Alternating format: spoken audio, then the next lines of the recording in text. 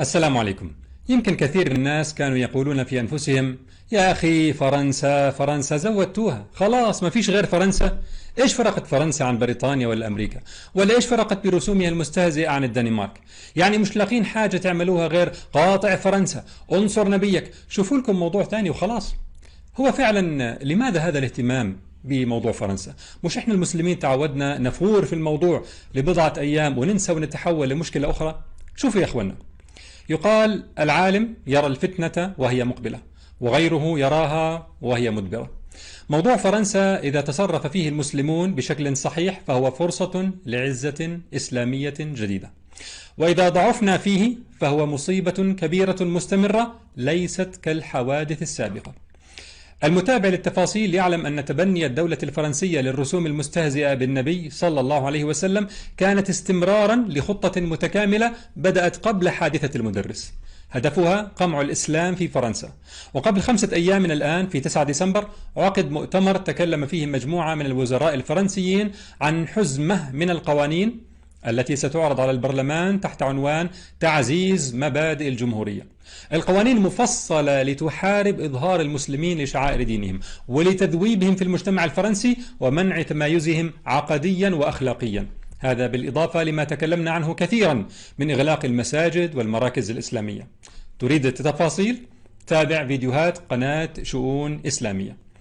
هذا الحدث يا إخواني بهذه الكثافة غير مسبوق في النظام الدولي الجديد الذي كان يتستر بدعاوى المساواة وحرية الإنسان. نعم، تشن حروب عسكرية ضد المسلمين، لكن هذه المرة نحن نتكلم عن تقنين الحرب الدينية وترسيخها في مبادئ الدولة. هذه الحرب عدوى قابلة للانتقال للدول الغربية الأخرى. يعني إذا استطاعت فرنسا تطبيق هذه القوانين وبالتالي سلخ المسلمين في أراضيها عن دينهم، فهذا سيكون مغريا لأعداء الإسلام في دول أخرى أن يفعلوا مثلها. فالإسلام يا كرام دين يرفض الظلم والاستعباد للنظام الدولي، وليس من مصلحة مستعبدي البشرية من الساسة وحيتان الرأسمالية أن يتركوه ينمو وينتشر في عقر دارهم. لذلك فالحكومة الفرنسية ترى في حجاب المرأة والشعائر الإسلامية تهديدا لمبادئ الجمهورية كالحرية المزعومة، بينما لا ترى في متحف الجماجم بباريس الذي يحتفظ بذكرى قطعها لرؤوس الناس في مستعمراتها تعارضا مع الحرية. ويا للعجب، أعداء الإسلام في دول كثيرة يترقبون ماذا ستكون نتيجة الصراع الدائر بين الحكومة الفرنسية من جهة وما تبقى من حياة لدى المسلمين من جهة. إذا فتر المسلمون وضعفوا وطبقت القوانين ونجحت في سلخ المسلمين عن دينهم، ما الذي سيمنع هؤلاء المتربصين من استنساخ التجربة نفسها في بلادهم؟ على أقل تقدير راح يمسكوها مذلة على المسلمين في بلادهم، زي ما حكومات عربية بتقول لشعوبها: اسكتوا، ما حدش يفتح تمه، ولو أذلناكم وسرقنا أقواتكم، بلاش يصير فيكم زي سوريا.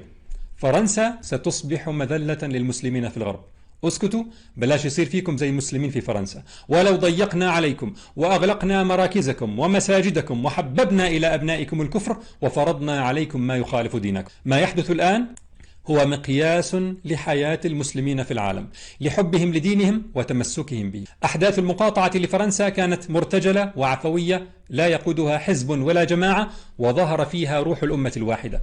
ولهذا يتعمد إعلام بعض الدول العربية نسبتها للإخوان، ويتعمد الإعلام الرسمي الفرنسي نسبتها لبعض المتطرفين، والكل عارف أنه لا إخوان ولا متطرفين ولا غيرهم، والقضية عادلة وواضحة تماما. نبينا صلى الله عليه وسلم يستهزأ به على مباني الحكومة، المساجد تغلق ويفاخر المسؤولون الفرنسيون بذلك. وزير الداخلية بيقول لك: إذا أنت يا أب يا مسلم بتقول المدرس لو سمحت لا تعرض أمام ابن المسلم رسومات تستهزئ بنبي في الفصل الدراسي، سيتم تجريمك وممكن نطردك برا فرنسا. وقوانين ممنهجة لسلخ المسلمين عن دينهم وتكفير الأجيال القادمة منهم. إذا لم يتحرك المسلمون في قضية كهذه فمتى يتحركون؟ أنت لما لا تحرك ساكنا ولا يعنيك الأمر فأنت توصل رسالة لفرنسا ومن ورائها أعداء الإسلام في كل بلد غربي وشرقي وعربي أن المسلمين لا يعز عليهم دينهم، ومهما عملتوا فينا مش حنتحرك، خذوا راحتكم وامضوا قدما في خططكم. فأحداث فرنسا ثيرموميتر ميزان لحرارة الإيمان في قلوب الشعوب المسلمة. لا تظنوا يا أخواني أن المسألة هذه المرة مثل المرات السابقة، رسوم مستهزئة، شوية ثوران، ثم تعود الأمور لما كانت عليه. لا، هذه المرة وصل المسلمون مع خصومهم مرحلة لا عودة، إما أن يضعفوا فيتلقوا الضربات ويتجرأ أعداؤهم على إهانتهم أكثر غربا وشرقا وفي بلاد المسلمين، وإما أن يصبروا ويظهروا غيرتهم على دينهم علشان اللي عنده بضاعة حقيرة فاسدة يداريها وما يظهرش حقده كله. ردة الفعل القوية العفوية الطيبة من المسلمين كانت نعمة من رب العالمين، حتى فرنسا نفسها لم تتوقعها، ولذلك فبعض الحكومات العربية سايرت الموجة في البداية، ثم لما خفت بدأت تقمع من يتكلم في الموضوع، وإعلامها بدأ يلمع ماكرون حتى يقول قائلهم: خطاب ماكرون عن الإسلام من أفضل ما يمكن أن تسمع من زعيم غربي. فرنسا تلعب سياسة الخطابين، خطاب يطبق في الداخل باضطهاد المسلمين، وخطاب للاستهلاك الخارجي، في نفس الوقت الذي تصعد في قوانين محاربة الانفصالية الإسلامية وتعزيز مبادئ الجمهورية. بلف وزير خارجيتها اللي كان وزير الدفاع لما هاجموا دولة مالي المسلمة عسكريا، بلف على بلاد المسلمين ليقول: نكن احتراما عميقا للإسلام والمسلمين. وبعض التصريحات حرفت للإساءة إلى فرنسا.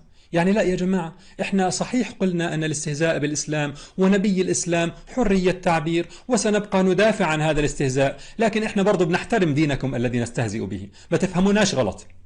يعني خطاب عاطفي لتنفيس غضب المسلمين وإقناعهم بترك المقاطعة، وفي الوقت ذاته استمرار وتصعيد في الإجراءات ضد الإسلام، منتهى الاحتقار والاستخفاف بعقول المسلمين ودينهم. يعني حنستمر في إجراءاتنا وعليكم التعايش مع هذا الوضع، ولازم تشتروا منا وتدعموا اقتصادنا ونحن نحارب دينكم. سياسة فرض الأمر الواقع. والشبكات الإعلامية العربية تنقل تصريحات وزير الخارجية الناعمة وتقابل ماكرون ليفهمنا وجهة نظره، وفي المقابل تهمش أخبار المقاطعة ولا تلتفت لبيان يوقع عليه مئات الشخصيات يحث المسلمين على المقاطعة وعلى اتخاذ الموقف الشرعي الصحيح. كل هذا يشعر بأن المقاطعة تقلقهم وتؤثر على فرنسا، وأن الموضوع هذه المرة ليس كالمرات السابقة. لذلك يا كرام، لا تستغربوا من التركيز على الموضوع. وصل المسلمون مرحلة لا عودة، فاستعينوا بالله على الاستمرار في المقاطعة ونشر الوعي بالقضية ونصرة إخوانكم في الغرب والدعوة إلى الله والعمل على إعزاز المسلمين بأن تكون شريعة الله مقامة في حياتهم. وندعوكم إلى متابعة موقع فرانس بويكوت وتسجيل توقيعاتكم فيه لتضموا صوتكم إلى صوت إخوانكم الموقعين. والسلام عليكم ورحمة الله.